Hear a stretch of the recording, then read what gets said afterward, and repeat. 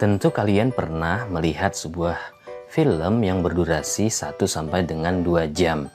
Nah, ternyata setelah kalian selesai menonton film tersebut, kalian dapat menceritakan kepada temanmu cerita tersebut dengan singkat atau hanya beberapa menit. Nah, sekarang ada sebuah teks cerita yang terdiri dari beberapa paragraf. Dapatkah kalian menuliskan kembali teks cerita tersebut hanya dalam beberapa kalimat? Kegiatan ini disebut dengan meringkas. Meringkas adalah kegiatan menulis, menyederhanakan, atau merangkum sebuah teks cerita ataupun bacaan tanpa menghilangkan makna atau keaslian dari isi teks cerita tersebut. Untuk lebih jelasnya, mari kita ikuti langkah-langkah kegiatan meringkas berikut ini.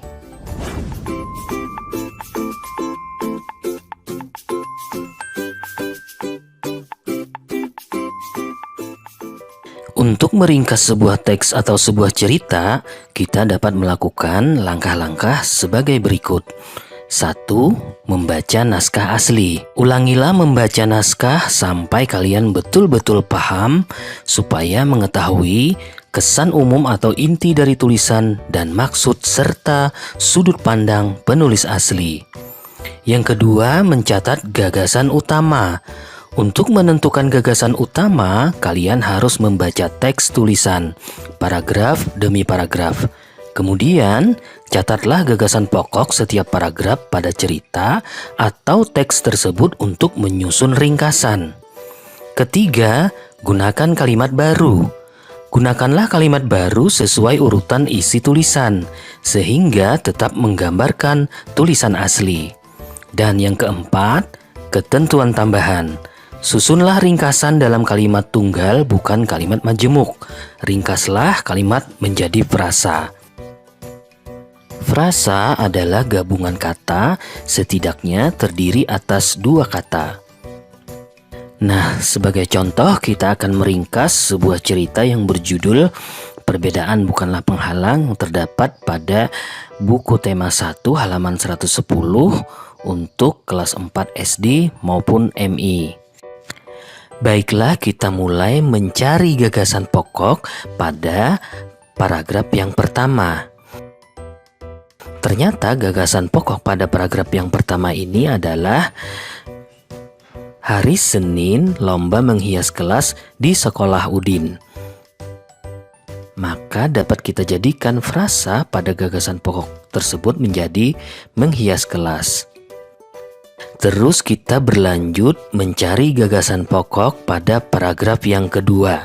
Ternyata pada paragraf yang kedua ini mempunyai 2 gagasan pokok, yaitu gagasan pokok yang pertama, Udin, Edo, dan Marta berbeda agama. Gagasan pokok tersebut kita jadikan frasa menjadi berbeda agama. Kemudian gagasan pokok yang kedua pada paragraf yang kedua adalah perbedaan waktu dan cara beribadah tidak menghalangi niat mereka untuk bekerja sama. Dari gagasan pokok tersebut kita jadikan frasa menjadi meskipun berbeda tetap bekerja sama. Nah, sekarang kita berlanjut ke paragraf yang ketiga. Gagasan pokok pada paragraf yang ketiga ini yaitu perbedaan tidak menjadi penghalang untuk bekerja sama menyelesaikan tugas. Kemudian gagasan pokok tersebut kita jadikan sebuah frasa yaitu berbeda bukan penghalang untuk bekerja sama. Jadi dari teks cerita yang mempunyai 3 paragraf tersebut sudah kita temukan gagasan pokok.